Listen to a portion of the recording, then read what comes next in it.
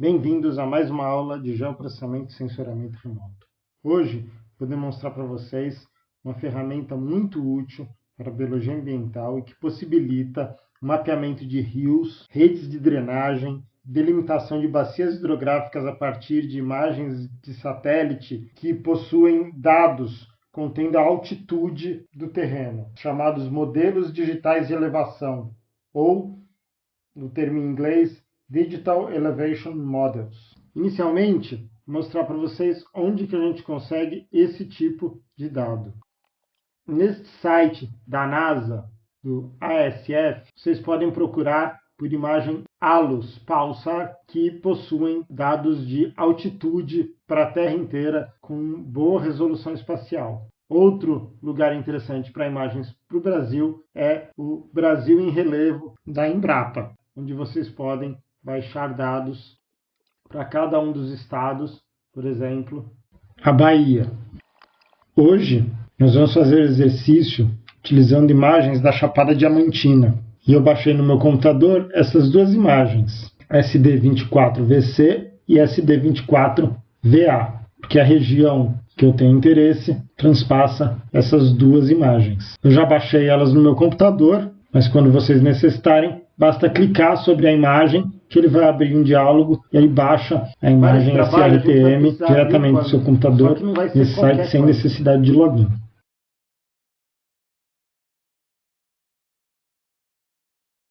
Nós vamos necessitar uma versão específica do Quantum que deve já estar instalada no computador de vocês. Se não estiver, vai ser necessário instalar ela. Aqui na busca eu procuro por QGIS. Vejam que aparece o aplicativo QGIS 3 e outras versões dele que já estão instaladas no meu computador. Nós necessitamos abrir o aplicativo QGIS com GRASS, senão o procedimento não vai funcionar. Com o Quantum já aberto, a primeira coisa que eu vou fazer é inserir as imagens que a gente necessita.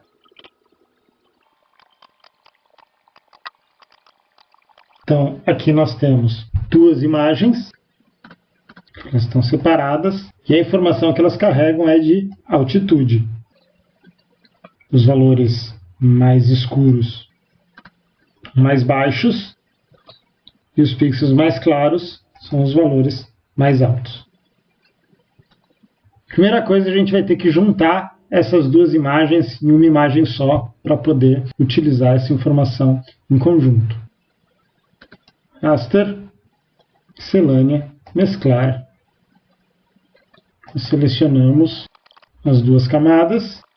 Tenho certeza de ter estas opções desmarcadas. A gente pode salvar isso em um arquivo temporário, não precisa salvar no disco do computador. Agora nós podemos desligar essas duas imagens e a gente vê que a imagem virou uma só. Ela se sobrepõe perfeitamente, você não vai mais conseguir ver onde as imagens se acabavam. Eu posso remover essas imagens originais para elas não ocuparem minha memória, ficar com a imagem mesclada. Só que a minha área de interesse para delimitar as bacias hidrográficas não é toda a imagem. Meu interesse está em apenas uma parte dessa região. Então eu vou carregar uma camada de vetor que está aqui, mudar a representação dela por nome. Vou deixar ela transparente com um contorno colorido. Então aqui um dos contornos é o Parque Nacional da Chapada Diamantina. E o outro contorno é um polo agrícola que existe adjunto ao Parque Nacional. Vejam que o Parque Nacional é uma chapada com altitudes elevadas e o polo agrícola é um lugar de altitudes menores. A gente pode consultar aqui altitudes na Chapada Diamantina chegando a 1.200 metros e aqui no polo agrícola 200, 300 metros mais baixo, com variação. Então, vocês vejam que ele é mais plano. E o que a gente vai fazer é delimitar as bacias hidrográficas desses dois lugares. Para isso, a gente precisa recortar a nossa camada mesclado utilizando essa camada dos vetores. Extrair, recortar, raster pela camada máscara. Já está mesclado aqui e a única outra camada de vetor que tem aqui. Neste momento, a gente precisa fazer uma coisa que é determinar o sistema de coordenada final da camada que a gente está cortando. O procedimento de delimitação de bacias, para funcionar, precisa que nós estejamos com as camadas em UTM. Essa região faz parte da zona 23 Sul. Vocês podem pegar ela, 32723. Ok? Vamos igualar a extensão da imagem recortada com a extensão da camada máscara, que é do mesmo tamanho. E, finalmente, vamos atribuir um valor de 100 dados, para que ele não fique com aquela mancha negra em volta da imagem quando a gente gerar ela. Definir ele como 0 e vai ser considerado como valor 100 dados. E vamos salvar como um arquivo temporário, sem necessidade de gravar o arquivo no disco rígido do computador, mantendo apenas na memória. O procedimento já foi feito, podemos fechar. E aqui nós temos nossa imagem recortada, que é apenas um trecho da imagem original. Vamos deixar o polígono por cima. Agora, para poder fazer a delimitação de bacias, nós necessitamos pré-processar essas imagens, retirando valores problemáticos que podem existir na imagem que a gente não sabe. Por exemplo, valores de altitude negativa, que podem ocorrer em alguns lugares do mundo, mas que na maioria deles, como é o exemplo aqui, seria um erro de medida da imagem. Para isso, venham em processar e abram a caixa de ferramentas do Quantum. Nesta caixa de ferramentas, que vai aparecer aqui do lado direito, vocês procurem por Raster Calculator e vai aparecer uma série de calculadoras raster. Podem pegar uma delas, eu vou pegar a calculadora do Saga. Vejam que aqui eu explico por que nós precisamos do Quantum com o GRASS. O GRASS é um outro sistema de informações geográficas que trabalha muito bem com imagens raster, assim como o Saga, que também é outro sistema de informação geográfica que trabalha com imagens raster muito melhor do que o próprio Quantum. Então, o que o Quantum faz? Ele tem ligação com esses programas e ele busca as ferramentas adequadas nesses programas, processa ela dentro desses programas sem que você precise abrir eles, e daí já coloca o resultado dentro do Quantum. E isso evita que você fique transportando, exportando e importando imagens entre os programas. Para que ele faça isso, esses programas precisam estar instalados no seu computador e a conexão entre o Quantum e esses programas precisa estar feita. O Saga e o GRASS são dois programas que instalam junto com o Quantum, mas que você precisa carregar o Quantum pedindo as ligações com eles. Aqui é uma ferramenta do Saga, que nós vamos eliminar os valores negativos que possam possivelmente ter nessas imagens. Para isso eu vou utilizar uma fórmula que eu coloco aqui. If, else, se ou, então, if, else, se A, que é a minha camada de input, for menor que 0, transforme esse pixel em 1. Else, qualquer outra condição, mantenha ela como ela está, igual a A, e deixo aqui. É só o que eu preciso fazer. Eu vou criar também um arquivo temporário, executar. Neste caso, a execução falhou, provavelmente porque ele não encontrou nenhum pixel menor do que 0, então ele não precisou fazer esse algoritmo. Tudo bem, a gente sabe que não tem nenhum pixel menor do que 0 aqui, a gente vai para o próximo pré-processamento, que pode ter erros na camada e você pode ter pixels que desaparecem, que estão sem dados nenhum e que não são de interesse nosso. Então, para isso, você vai em Raster, Análise, Preencher sem dados. Nós temos aqui o recortado máscara que a gente quer mesmo. E aqui nós não precisamos fazer nada. É só selecionar a camada de entrada e mandar ele executar, salvando em arquivo temporário. O algoritmo foi finalizado. E agora nós temos aqui uma nova camada chamada preenchido. Veja que ela é um pouco maior que a camada anterior. É vantajoso porque ela faz um buffer ao redor da nossa camada original e que vai ajudar a gente a completar a falta de dados no final. Por fim, nós precisamos remover depressões que não façam sentido dentro dessa camada de altitudes. O que acontece? Às vezes a gente tem corpos d'água mais largos, por exemplo, uma represa, e o satélite que coleta esse dado, ele acaba confundindo entre os pixels e ele acaba criando depressões que não fazem sentido, principalmente nessas regiões muito planas de corpos de água e em algumas outras situações. A gente precisa remover essas depressões, senão elas vão dar problema na hora que a gente gerar nossa rede de drenagem. Aqui na caixa de ferramenta, então, procure por Fill Sinks. E novamente é uma ferramenta do Saga. Abram ela.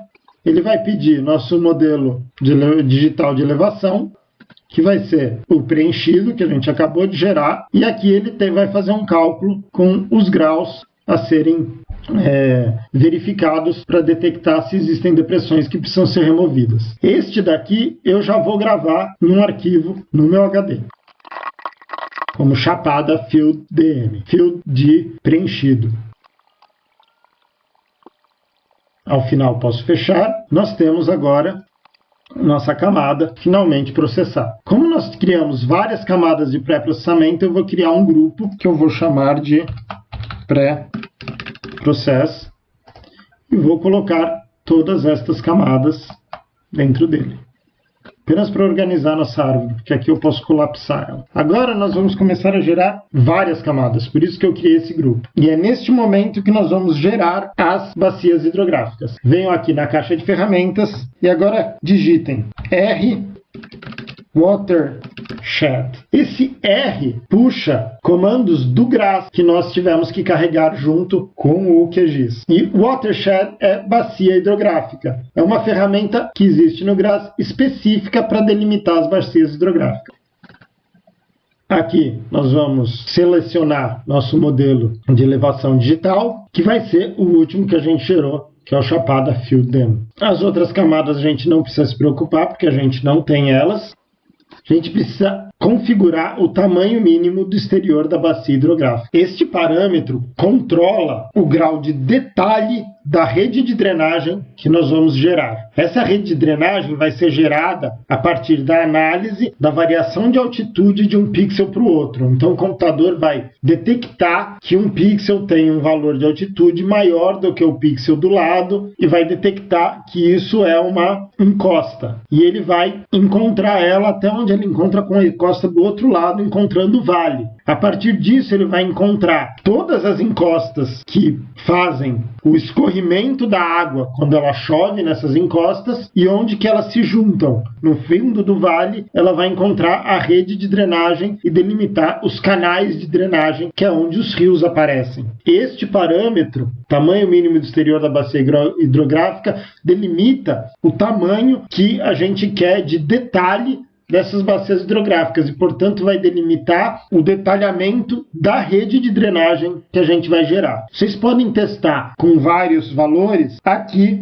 eu vou utilizar para esse lugar com 100. Esse valor varia de lugar para lugar, porque lugares com mais vales e mais montanhas necessitam de um certo valor e lugares mais planos necessitam de outros valores, então vai depender do lugar e do nível de detalhe que você está querendo. Quanto maior for este valor, menor é o nível de detalhe da rede de drenagem que vai ser gerada. Quanto menor for o valor, maior vai ser o nível de detalhe da rede gerada. Eu vou deixar com 100. O fator de convergência também controla o detalhamento da rede gerada. Neste caso aqui a gente pode deixar com 5 sem problema. Pode deixar a memória do jeito que está, não precisamos mexer em mais nada. Agora, aqui vem uma lista das camadas que ele vai gerar. Nós vamos gerar as camadas todas temporárias por enquanto. Ele vai gerar uma camada que é o número de células que drenam através de cada célula. Então, para cada pixel, ele vai calcular quantos pixels estão acima dele na altitude e que drenam água passando por ele. Ele vai utilizar isso para encontrar os locais em que existe maior drenagem de água, porque esses locais que têm mais pixels drenando para eles são provavelmente aonde você tem os canais da rede de drenagem. Uma vez conseguindo detectar essa rede de drenagem, ele vai conseguir também detectar a direção da drenagem, comparando os pixels dentro da rede. A direção está dos pixels mais altos para os pixels mais baixos. Com isso, ele vai conseguir determinar onde estão as bacias hidrográficas de cada rio, ou seja, qual que são as encostas que contribuem para cada rio que existe na região e delimitar toda a área dessa bacia, até que ele encontre com outro rio. A partir disso também ele vai calcular o segmento de fluxo, que são cada um dos rios da rede de drenagem que a gente está querendo identificar. Esse segmento de fluxo, eles são os rios de fato que devem estar ali, são os fundos dos vales. Ele também vai calcular as meias bacias, que é a bacia, ele vai separar a bacia de um lado da bacia e do outro lado da bacia, os dois lados que vão se juntar para formar essa drenagem. Ele vai calcular o comprimento da declividade, o fator topográfico, que se refere ao comprimento das vertentes que fazem a água descer para o fundo do vale, vai calcular um segundo fator de declividade e vai calcular alguns outros índices, índice topográfico e índice de poder de fluxo, que são camadas que podem ser utilizadas para calcular a quantidade de água que corre numa certa bacia. A gente vai gerar todos eles como camadas temporárias e basta executar. O algoritmo finalizou, eu fecho ele, e a gente vê que foram geradas várias camadas aqui. Para organizar, eu vou criar um novo grupo chamado bacias. E vou colocar todas essas camadas que foram geradas agora dentro desse grupo. Assim eu posso colapsar ele quando eu quiser. Vamos ver o que a gente criou. Eu vou tirar os polígonos e tirar o pré-processamento. Então, a primeira camada que nós temos é o número de células que drenam através de cada célula, que é o que ele utiliza para encontrar os fundos do vale. Aqui nós temos o índice topográfico, um deles. Vocês veem que eles tentam encontrar as linhas de drenagem. O comprimento da declividade, que é o outro fator topográfico. E aqui o índice de poder de fluxo, que está por baixo, mas também não interessa diretamente para a gente agora. Fator de declividade também pode ser consultado, mas também nos interessa agora. Eu vou desligando. E agora eu vou desligar esse daqui, porque tem a direção de drenagem. Eu vou desligar porque o que nos interessa agora, neste momento, é, primeiramente, esta imagem, que é o segmento de fluxo. Vejam que ele detectou onde estão os rios da região, suas nascentes, e por onde eles correm. A gente abrindo o pré-processamento aqui, jogar ele para baixo, você pode ver que eles se encaixam por onde a água desce. A partir disso, utilizando as outras camadas, ele gerou também isto, que são as bacias únicas para cada rio. Ou seja, cada cor dessa são as vertentes que contribuem para a formação de um rio que está aí. E também tem as meia bacias, que são os dois lados de uma bacia que contribui para um rio. Por exemplo, aqui nós temos a meia bacia com o rio sendo separado. Esta bacia separada em duas meia bacias e aqui, neste centro, está o rio que é gerado, a drenagem que é gerada por ela. Okay? As duas camadas mais importantes para nós agora são o rótulo único e o segmento de fluxo. Só que eles são camadas raster. Primeira coisa que eu quero que vocês façam aqui é transformar elas em camadas vetoriais. Para isso nós podemos utilizar em raster, converter raster para vetor, mas isso daqui vai transformar tudo em polígono. E os rios nós queremos que eles sejam linhas. Então para isso a gente precisa de uma outra ferramenta vinda do Graph. Ela chama R, que significa raster, to, para, vect, vetor. Abram essa ferramenta e escolham segmento de fluxo. O segmento de fluxo é para ser transformado em linha. E vocês podem pedir para suavizar a feição, para ele ficar menos quadriculado. Ele vai ficar um pouquinho mais arredondado, as linhas. É isso que a gente precisa. Vamos salvar em um arquivo na memória do computador. Vou chamar de drenagem chapada. E executa. Finalizei. Eu já vou aproveitar que a ferramenta está aberta e fazer também os rótulos únicos para cada bacia hidrográfica. Nesse caso, tem que ser em área para a gente poder criar polígonos. Mudo o nome do arquivo. Bacias únicas. Posso executar. Finalizou, eu posso fechar. Veja que criamos duas novas camadas aqui, que eu vou deixar acima das outras. Eu vou primeiro desligar essa daqui. E agora a gente consegue ver sobre a bacia de cada rio como que eles estão posicionados. Então veja que a cada exutório de rio, ou seja, a cada segmento que se une com outro segmento, ele cria uma bacia, e essa é a microbacia que contribui para a formação desta drenagem. Uma vez que ela se une, você tem uma outra microbacia que contribui para a drenagem. Então você tem drenagens de primeira ordem, drenagens de segunda ordem. Aqui você tem uma drenagem de primeira ordem entrando numa drenagem de segunda ordem, que já teve uma função, ela se mantém como drenagem de segunda ordem. Aqui nós temos uma drenagem que vem de primeira e primeira, faz uma drenagem de segunda. Aqui tem de primeira ordem com uma de segunda ordem. Você junta duas drenagens de segunda ordem, ela vira uma drenagem de terceira ordem. E vai se manter aqui até ela entrar essa drenagem de segunda ordem, vai encontrar a drenagem de terceira ordem e vai continuar como terceira ordem, até ela encontrar com outra drenagem de terceira ordem, e ela vai se transformar em uma drenagem de quarta ordem. É assim que funciona a classificação do tipo de rio que a gente está utilizando. De qualquer jeito, aqui nós temos, então, a microbacia, e agora a gente pode ver melhor as meia-bacias. Vejam como a microbacia é separada em duas, com as duas vertentes de contribuição para essa drenagem. A gente conseguiu separar isso. Mas a gente também fez este vetor, que são as microbacias em formato vetorial. Aqui a gente pode mudar esta representação dela. Nós vemos que ela cai de forma suavizada, sobre as bacias que estavam desenhadas antes. Essas bacias que agora estão como vetor. A vantagem delas estarem como vetor é que a gente pode, por exemplo, selecionar uma bacia única. Da mesma forma, a gente pode selecionar uma vertente única e trabalhar com elas em separado. Essa rede de drenagem eu quero que vocês guardem, assim como as bacias. A gente vai necessitar delas na próxima aula. Então guardem esses arquivos que a gente gerou fisicamente. Os outros eles vão desaparecer na hora que você desligar o Quantum, certo? Existe agora um último procedimento para ser feito com as bacias. Eu vou inserir mais um arquivo que eu tenho aqui, que é um arquivo vetorial.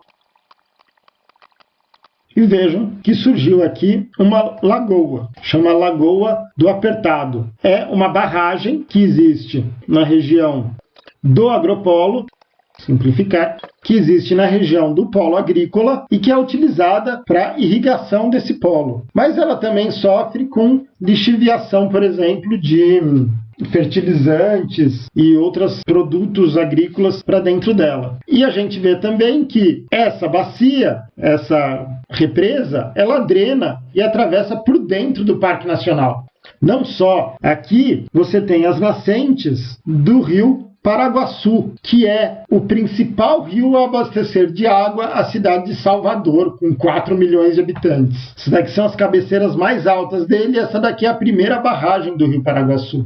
Então é, por exemplo, um rio que existe grande preocupação sobre a qualidade e quantidade de água desse rio. E então surge a necessidade, por exemplo, de detectar se o polo agrícola, por exemplo, está jogando muito fertilizante no rio, está jogando muito produto químico no rio, e para isso você precisa detectar quais são os rios que contribuem para a barragem do Apertado. E assim, quem contribui para essa água, então depois avaliar quais são os rios que entram, atravessam o Parque Nacional e seguem diante. Para isso nós vamos usar uma outra ferramenta do GRASS que se chama r.water.outlet. Esta ferramenta vai ajudar a gente não a detectar as microbacias, mas a detectar detectar a bacia que contribui para a barragem do apertado aqui na Chapada Diamantina. Para isso, a gente vai precisar de raster de entrada, a camada de direção de drenagem, aquela que dá a direção em que a água escorre para formar os rios. E a gente vai ter que determinar agora as coordenadas do exutório. Exutório é o ponto de saída da bacia hidrográfica que eu quero determinar. Então eu vou determinar um ponto e o que eu estou dizendo para o computador é que tudo aquilo que estiver acima daquele ponto vai ser considerada a mesma bacia hidrográfica. E o que estiver abaixo daquele ponto não faz mais parte daquela bacia hidrográfica que eu quero determinar. Eu vou determinar esse exutório, eu posso ter a coordenada dele e simplesmente escrever ele aqui, mas eu posso determinar ele à mão em cima do mapa. Basta clicar aqui e daí eu vou e me aproximo do local onde eu quero determinar o exutório. O exutório a gente tem que determinar em cima do pixel do segmento de fluxo que a gente tem interesse. Então eu vou determinar ele aqui bem na saída da barragem do apertado. O primeiro pixel que está fora da barragem. Vejam que a barragem ela foi modelada também como um rio, apesar dela estar existindo aqui. Eu vou determinar o primeiro pixel que está fora do rio que determina a barragem. Ele coletou as coordenadas e eu não preciso fazer mais nada aqui. Não necessitamos mexer nesses parâmetros avançados. A gente simplesmente deixa gerar como um arquivo temporário. Finalizado o algoritmo, a gente fecha e vejam que agora surgiu uma nova camada, chamada aqui bacia, que é esta mancha amarela. Vejam que ela representa todas as bacias que contribuem para essa rede de drenagem que gera o corpo d'água da represa do apertado, a partir daquele exutório que a gente tinha selecionado. Se eu ligar as bacias únicas aqui em vetor, a gente pode ver todas as bacias que estão contribuindo para cada um desses canais de drenagem que vão contribuir para ela. E assim a gente identifica todos os rios que contribuem. Esta camada também pode ser transformada em vetor. Aqui a gente pode fazer facilmente raster para vetor, camada bacia. E ela passa a figurar como um vetor. Para gerar outras bacias, é só rodar de novo. Bem, por hoje era isso. Guardem esses arquivos que foram gerados, porque nós vamos necessitar deles nas próximas aulas, e bom geoprocessamento.